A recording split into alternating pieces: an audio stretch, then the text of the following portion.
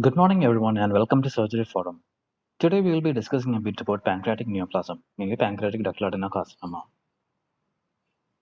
So, let's get into it. Which among the following is not a feature of pancreatic ductal adenocarcinoma? A. Abundant desmoplastic stroma. B. Rubbery milky white appearance. C. Intracellular mucin and nucleotopia. D. Perineural invasion. That is right, rubbery milky white appearance. As we all know, ductal adenocarcinoma of the pancreas is the most common neoplasm, and it has got a solid and poorly defined nature.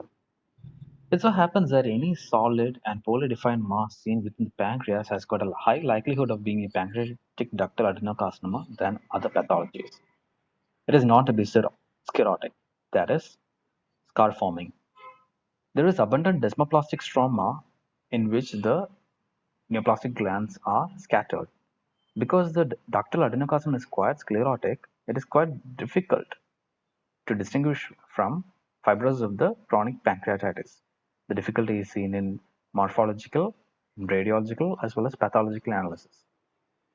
This is the question that we have today. The pancreatic ductal adenocarcinoma has got a firm gray and gritty surface compared to the rubbery milky white appearance of benign fibrotic lesions. Microscopically, infiltrating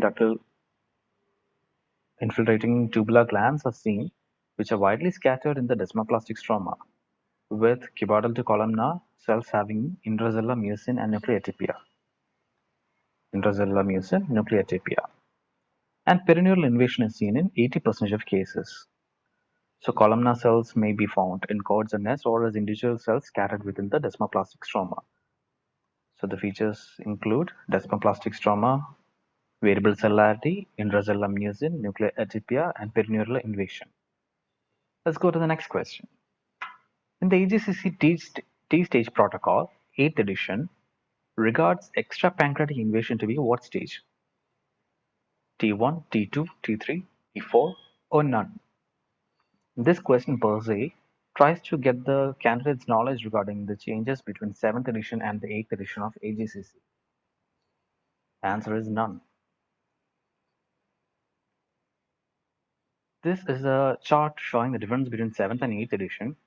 Let's go it one by one. In 7th edition, the classification of the T stage was based upon the size of the lesion as well as the extent beyond the pancreas. Size less than 2 cm was T1, more than 2 was T2, T3 was any extent beyond the pancreas without involvement of the celiac axis or the superior mesenteric artery, which came under the T4. And the N status was only 1, N1. That is, if any lymph node was positive, it was N1. Now, with the 8th edition, they changed it because majority of the pancreatic tumors had a extrapancreatic involvement without any significant impact on the survival characteristics. So they changed the T staging accordingly.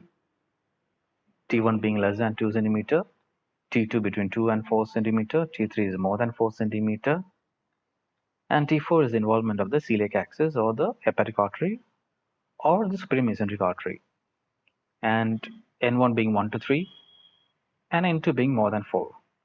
The difference with regard to the stage has come in stage 3 in AGCC 8, where N2 has been added. The rest of the staging remains same between 7th and the 8th edition. Coming to the next question, what is the earliest mutated gene in pancreatic ductal adenocarcinoma?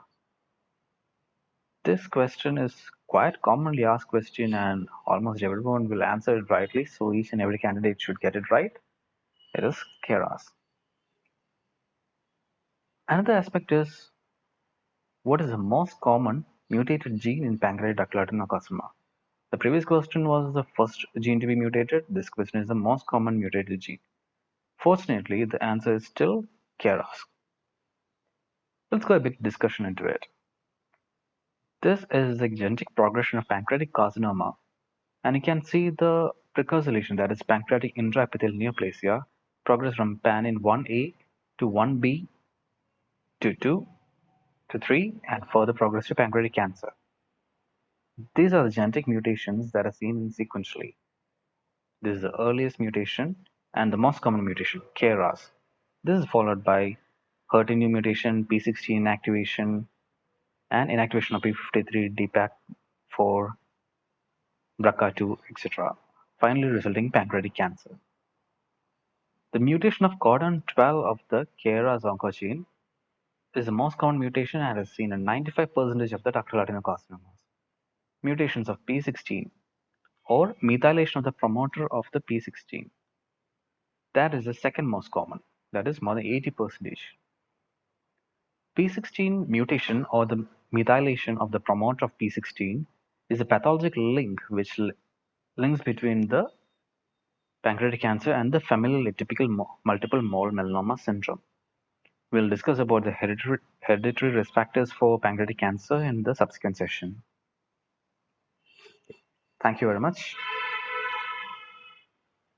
All of you, please do subscribe and like the channel so that you'll get notifications and will be able to follow up on the further future videos. Thank you.